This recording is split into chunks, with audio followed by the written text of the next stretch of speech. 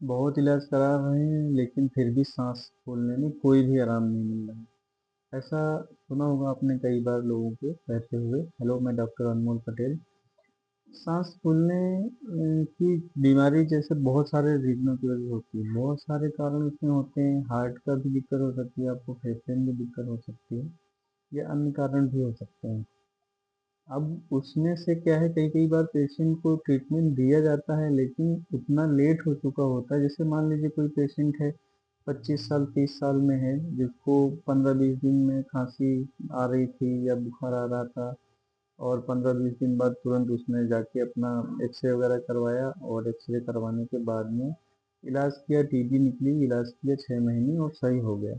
बहुत कम चांसेस हैं कि ऐसे पेशेंट को आगे जाके कुछ साँस फूलने की समस्या या ऐसा कुछ आएगी।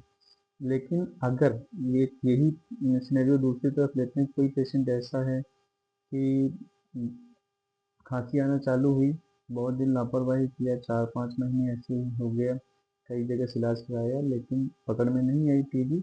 बाद में पकड़ में आई भी तो उस टाइम तक इतना नुकसान फेफड़े का हो चुका था कि वो टीबी की दवा खाने के बावजूद भी टीबी तो खत्म हो जाएगी, लेकिन जो नुकसान हो गया है टीबी की वजह से पहले लापरवाही करने की वजह से, वो ज़िंदगी में कभी वापस नहीं होता। इसलिए ऐसे पेशेंटों को बार-बार साँस फूलने में समस्या होना और ठंडियों में प्रॉब्लम होती है, साँस लेने में समस्या होती है, कहीं कुछ काम करने में बार-बार जो है साँस फूलती है, तो ये सारी समस्याएँ आपको लंबे टाइम तक भी रहेंगी अगर आपने लापरवाही की।